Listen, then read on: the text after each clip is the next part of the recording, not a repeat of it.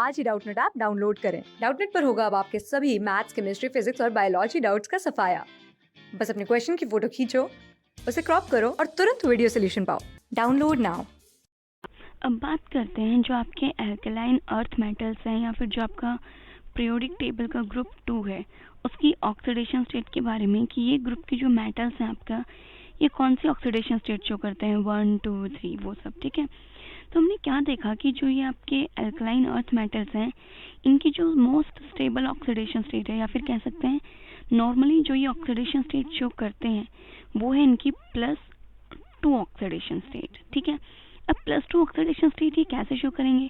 जो आपके alkaline earth metals हैं इनकी जो वैलेंस शेल होती है जो कि क्या है आपका s ऑर्बिटल, इस s ऑर्बिटल में 2 इलेक्ट्रॉन प्रेजेंट होते हैं। तो वो क्या करता है कि दोनों ही इलेक्ट्रॉन्स को निकाल देता है, लूज कर देता है एंड देन अपनी +2 ऑक्सीडेशन स्टेट शो करता है और एक नोबल गैस कॉन्फ़िगरेशन अटेन कर लेता है। तो हम ये कह सकते हैं कि लाइक ये आपका अल्कलाइन अर्थ मेटल का कोई भी आपका मेटल है गैसियस फॉर्म में। ठीक है, इसकी अगर इलेक्ट्रॉनिक कॉन्फ़िगरेशन की बात करूं तो इसकी इलेक्ट्रॉनिक कॉन्फ़िगरेशन होती है आपकी पहले कोई भी नोबल गैस देन NS2। अब ये मेटल क्या करेगा, दोनों इलेक्ट्रॉन्स को लूज करेगा।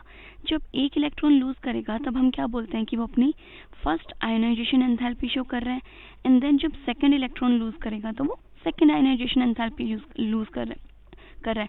तो यहाँ पे जब दोनों इलेक्ट्रॉन रिलीज करेगा तो first ionisation enthalpy plus second ionisation enthalpy इन दोनों का जो सम होता है एनर्जी का उतनी अमाउंट ऑफ एनर्जी आपको देनी पड़ेगी, तब आपके ये दोनों इलेक्ट्रॉन्स जो है वो यहाँ से निकल जाएंगे।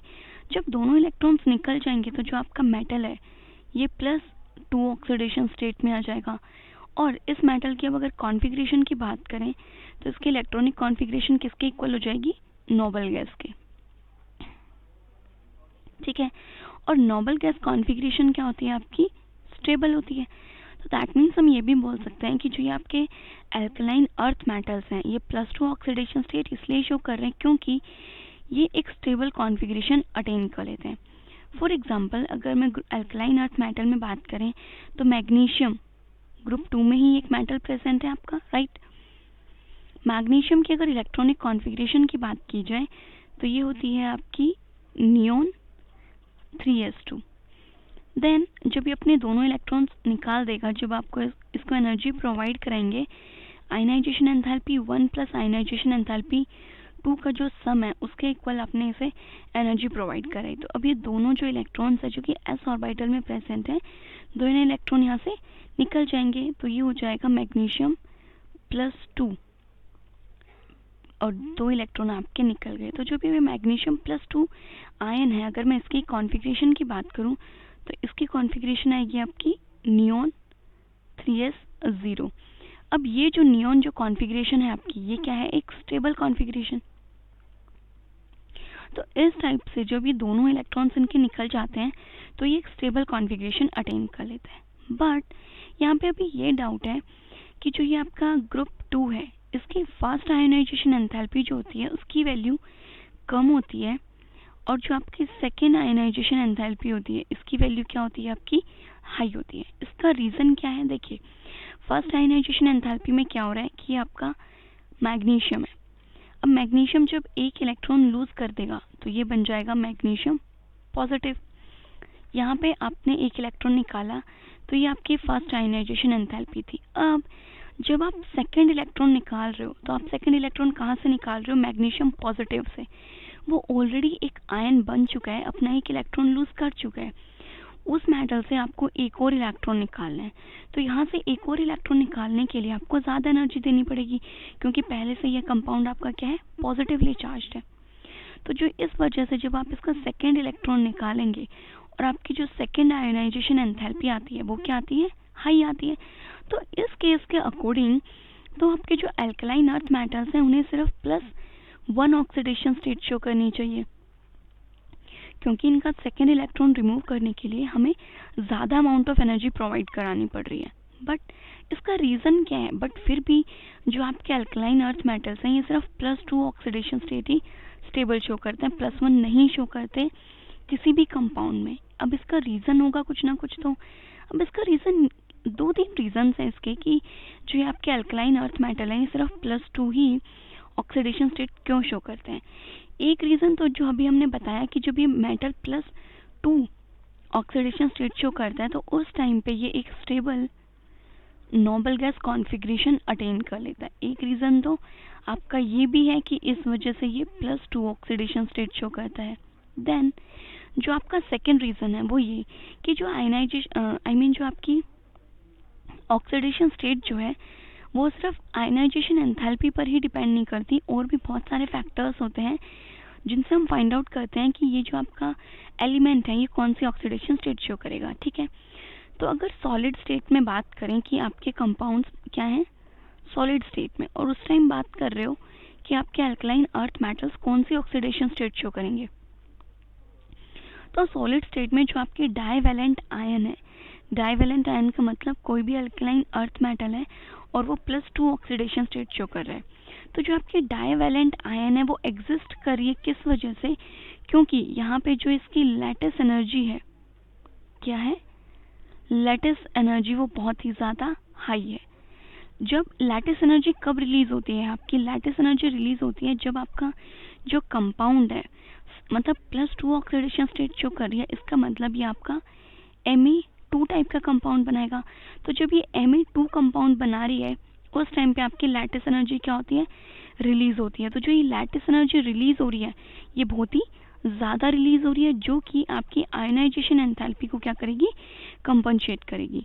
अब अगर बात करें कि आपकी लैटिस एनर्जी जो है ये कब रिलीज होती है और किस टाइप से रिलीज होती है, तो देखिए अगर बात की जाए कि मान लीजिए मैग्नीशियम क्लोराइड के सिंथेसिस की ही अगर हम बात कर रहे हैं कि जो आपका ये कंपाउंड है ये कैसे फॉर्म होता है, तो क्या होगा, ये हो गया आपका मैग्नीशियम, ठीक है, प्लस Cl2, आप फॉर्म करना चाह रहे हो MgCl2, तो ये तो क्या हो जाएगी आपकी delta formation, enthalpy of formation हो गई।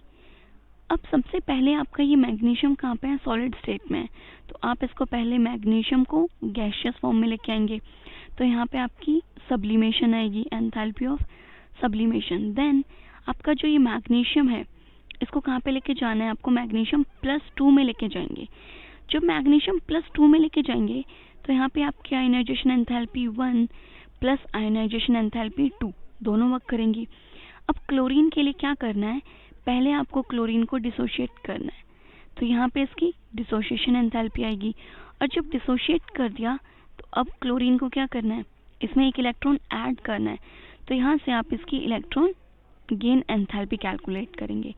देन अब ये जो आपके मैग्नीशियम पॉजिटिव और 2 क्लोरीन है ये क्या बनाएंगे, आपके बॉन्ड फॉर्म बनाएंगे। जब ये बॉन्ड फॉर्मेशन करेंगे तो इस टाइम पे दोनों आयंस जब कंबाइन होकर बॉन्ड बना रही है, इस टाइम पे जो एनर्जी रिलीज होती है, ये जो आपकी एनर्जी है ये क्या है, आपकी लैटिस एनर्जी होती है। ठीक है, तो ये लैटिस एनर्जी इतनी ज़्यादा रिलीज होती है कि वो आपकी जो ये आयनाइजेशन एंथैल्पी 1 और आयनाइजेशन एंथैल्पी 2 का जो सम है, जो एनर्जी उस टाइम पे आपको देनी पड़ रही है उसको कंपनसेट कर देती है। ठीक है, तो आपकी जो सेकेंड आयनाइजेशन एंथैल्पी जो हम कह रहे थे बहुत ही ज़्यादा हमें देनी पड़ेगी, वो लैटिस एनर्जी की वजह से कंपनसेट हो जाती है, तो इसलिए ये कंपाउंड्स आपके +2 ऑक्सीडेशन स्टेट शो करते हैं।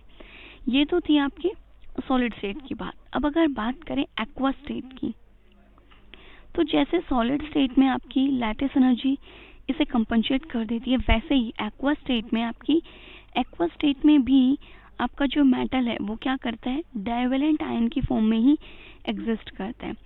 बट यहाँ पे इसका रीज़न है हाइड्रेशन एनर्जी,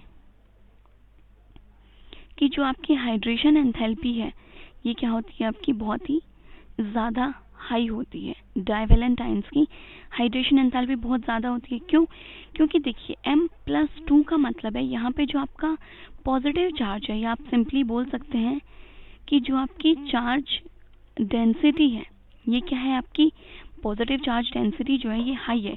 एक मान लीजिए आपका मेटल प्लस में है और एक +2 में है, तो यहाँ पे आपकी चार्ज डेंसिटी क्या होगी, ज़्यादा होगी। चार्ज डेंसिटी होती ही क्या है, चार्ज डिवाइडेड बाय रेडियस।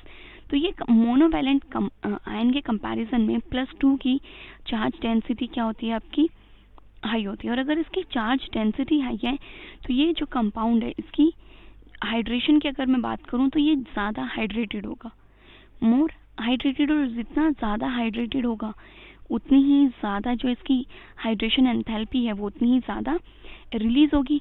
तो ये जो आपकी हाइड्रेशन एंथैल्पी है यहाँ पे एक्वस सॉल्यूशन में, हाइड्रेशन एंथैल्पी आपकी आयनाइजेशन एंथैल्पी को क्या करेगी, कंपनसेट करेगी। अगर सॉलिड स्टेट की बात करते हैं तो वहाँ पे आपकी लैटिस एनर्जी आयनाइजेशन एंथैल्पी को कंपनसेट करती है। और अगर आप एक्वा स्टेट की बात कर रहे हो तो एक्वा स्टेट में जो आपकी हाइड्रेशन एंथैल्पी होती है वो क्या करेगी, आपकी आयनाइजेशन एंथैल्पी को कंपनसेट करेगी। तो ये सारे हर स्टेट में ही आपका जो +2 ऑक्सीडेशन स्टेट है वही सबसे ज़्यादा स्टेबल होती है। ठीक है, तो ये थी अल्कलाइन अर्थ मेटल्स की ऑक्सीडेशन स्टेट की बात की। वो +2 ऑक्सीडेशन स्टेट ही उनकी स्टेबल होती है। स्टेबल होने का रीज़न भी क्या था वो भी हमने अभी आपको बता दिया।